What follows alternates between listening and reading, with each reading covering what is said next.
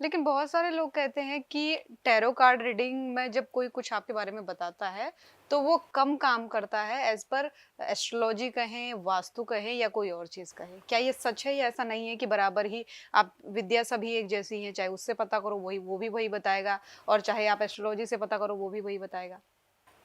जी बिल्कुल, मैं इस पे यही कहूँगी कि हर एक विद्या का अपना मैथोलॉजी अलग-अलग है, हुँ, लेकिन वो बताता तो सेम चीज़ है ना। अगर आपके अंदर किसी ऊर्जा अगर आपके अंदर प्रेम प्रेम तत्व ज़्यादा है, हुँ, तो वैदिक एस्ट्रोलॉजी भी यही कहेगी कि ये बच्चा जो है सब में देने के लिए आया है। वैदिक एस्ट्रोलॉजी में अगर आपको बोल रहे हैं तो प्रेम तत्व देने आया है, हुँ, ठीक है? अगर मैं कार्ड से निकालूँगी तो मैं यही कहूँगी कि आपका हार्ट चक्र थोड़ा ज़्यादा वाइब्रेटेड है, आप देने वाली एनर्जी हो, हुँ, ठीक है? अगर आप इसी चीज़ को न्यूमरोलॉजी में ले जाओगे और अब आपका बॉन्ड 6 नंबर है, ठीक है, या आपका बॉन्ड 2 नंबर है, तो हम क्या कहेंगे कि 2 नंबर है तो आप इमोशनल हो, लेकिन आप डेप्थ में चीज़ों को समझना जानते हो, ठीक है, क्योंकि आप हुँ, चंद्रमा से जुड़े हुए हो और चंद्रमा आपका मन का कारक है। तो जो मन को समझ रहा है वही तो आपको भी समझ पाएगा, ठीक है।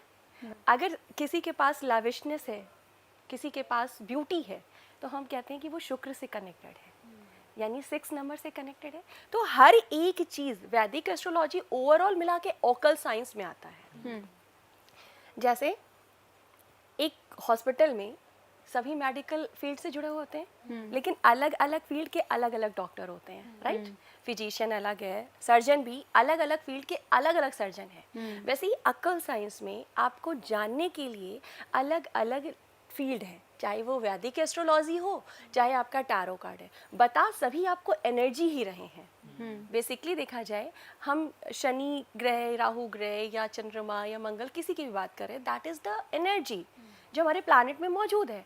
और वहीं हम कार्ड के थ्रू भी करते हैं हुँ, कि हम क्या करते हैं भाई, हम चक्रास के बारे में बात करते हैं, आपकी इंटरनल एनर्जी जो है हम उसकी बात करते हैं। अब ये जो इंटरनल एनर्जी है ये भी आपके इन ग्रहों की एनर्जी के साथ जुड़ी हुई है। जैसे रूट कॉज है, रूट चक्र है आपका, मतलब बेसिकली हमारी बॉडी के अंदर जो 5 तत्व हैं, ये 7 चक्र के साथ आपकी बॉडी बनी होती है। 7 चक्र में जो रूट चक्र है, अगर आप डर रहे हो, आपको कोई भी काम करना है, डर लग रहा है, डाउट है, जो बेसिकली हर व्यक्ति को करने से पहले, अगर वो मेडिटेशन में नहीं है, प्रैक्टिसेस में नहीं है, तो उसको लगता ही है, हुँ, ठीक है। इमोशनल इम्बैलेंसिंग आ रही है तो सैक्रल चक्र है। ये सारी चीज़ें अगर आ रही हैं तो डेफिनेटली ये उनसे कनेक्टेड भी है। रूट चक्र रेड कलर है आपका। जो रूट चक्र है वो क्या है, सबसे नीचे स्थापित है। हुँ, सबसे लास्ट नंबर क्या आता है, 9 नंबर। हुँ, 0 नंबर से हमारी काउंटिंग में क्या आता है, 9 नंबर। 9 9 नंबर। नंबर नीचे है, रूट का रूट चक्र नीचे है। और मंगल क्या देता है आपको, स्ट्रांग बनाता है। कहते हैं ना, अगर आपको स्ट्रांग बनना है या आपको कुछ ऊर्जा चाहिए तो आप मंगल को स्ट्रांग करो, अगर आपको ऊर्जा चाहिए तो आप अपने रूट चक्र को चार्ज करो। तो जुड़ा तो सब एक दूसरे से है ना। वो आपको ये कह रहे हैं कि आप मंगल चार्ज कर लो, हुँ, हम आपसे कह रहे हैं कि आप अपना रूट चक्र। हर एक एनर्जी एक दूसरे से कनेक्टेड है, बस कहने के तरीके अलग है। हो सकता है आप मद्रासी में समझा रहे हो और मैं हिंदी में समझा रही हूँ, बस ये वैसी ही बात है। मेरा सवाल अब आपसे जुड़ा हुआ है मैम सीता। जी आप एक टैरो कार्ड रीडर हैं और अभी तक आप लोगों की प्रेडिक्शन करती हैं, लोगों के बारे में आप बताती हैं। जब आपको अपने लिए कोई काम करना होता है या अपनी लाइफ के लिए कोई डिसीजन लेना होता है, तब क्या आप कार्ड की गाइडेंस लेती हैं? आपको अगर रोज़ाना जैसे फॉर एग्जांपल आपको अगले दिन कहीं सुबह कहीं जाना है, किसी मीटिंग में जाना है, एक दिल आपको कह रहा है यार नहीं, एक दिल कर रहा है हाँ, तो उस वक्त आप कार्ड की गाइडेंस कैसे लेती हैं? बिल्कुल लेती हूँ सर। मैं वैसे भी कोई, हाँ, मुझे कोई काम स्पेशली करना हो तब तो मैं निकालती ही हूँ। अच्छा। मैं रेगुलर बेसिस पे ये काम करती हूँ। ओके। और आप यकीन मानेंगे, वो रेगुलर बेसिस पे मुझे जो गाइडेंस देते हैं, उसकी वजह से मेरी लाइफ में जो ग्रोथ आई है ना, वो मिरेकली ट्रांसफॉर्मेशन में आई है। अच्छा। मतलब वो आपको रेगुलर गाइड कर रही है कि क्या आपको करना है और जी। क्या नहीं करना है। हम किसी डिसीज़न को ले लिया, जैसे आपने कहा कि आप कोई काम करने जा रहे हो और आपको लग रहा है कि नहीं करना है, लेकिन आप जाके मान लीजिए कर लेते हैं, बिल्कुल। तो एनर्जी आपको रोक रही थी लेकिन आपने जाके कर लिया, तो कहीं ना कहीं तो आपको दिक्कत करती है ना। जैसे हम क्या करते हैं, एक छोटा सा एग्जांपल ले लेते हैं। यस। एक माँ अपने बच्चे का एडमिशन कराती है, ठीक है।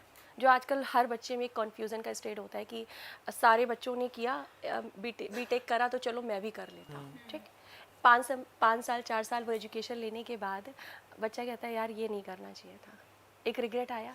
लेकिन वो 5 साल कीमती थे ना, अगर वो डिसीज़न पहले ही हमने कार्ड के थ्रू समझ लिया होता कि हमें क्या जाना चाहिए या नहीं जाना चाहिए, हम क्लियर आउट होते तो हमें 5 साल नहीं गंवाने पड़ते और आज हम जिस रिग्रेट एनर्जी में हैं वो नहीं होते। ठीक है, तो वो रिग्रेट मेरे लाइफ से निकल गया क्योंकि मैंने रेगुलर बेसिस पे कहीं ना कहीं गाइडेंस लेनी अपने कार्ड से शुरू कर दी। और कभी कभी मिरेकली एक चीज़ होती है, जब कार्ड से कनेक्ट होते हैं ना, तो ये इंट्यूशन बेसिस्ड है, आपकी एनर्जी से कनेक्ट है, आपकी हायर सेल्फ आपको सबसे ज़्यादा सपोर्ट। हायर सेल्फ को थोड़ा मैं ऐसे कनेक्ट करूँगी, जो आपकी आत्मा है। आप नॉर्मल लाइफ में भी देखिए, कोई काम करते तो आप कहते हैं ना ये काम करना चाहिए, यार ये काम करें या ना करें, ये काम करें कि ना, अंदर से एक आवाज़ आती है ना, अगर कुछ गलत करने जा रहे हो। ठीक, तो that is the call of higher self. ठीक है, वो आपकी ऊर्जा है। और हम बहुत बहुत सोचते हैं कि हमको कोई सपोर्ट कर दे तो हम आगे बढ़ जाएंगे।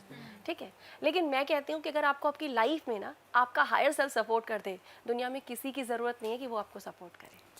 और अगर उसने सपोर्ट कर दिया तो ये भी आप मान के चलिए कि अगर उसने आपको सपोर्ट किया तो ये पूरा ब्रह्मांड आपको सपोर्ट करता है। तो आपको किसी और को अपना फ्रेंड बनाने से पहले अपने आप का फ्रेंड बनना है। आपको अपने आप की सुननी है। ठीक है, और पॉजिटिवली सुननी है। वैसा सेल्फ तो ये इस तरीके से वर्क करता है जी।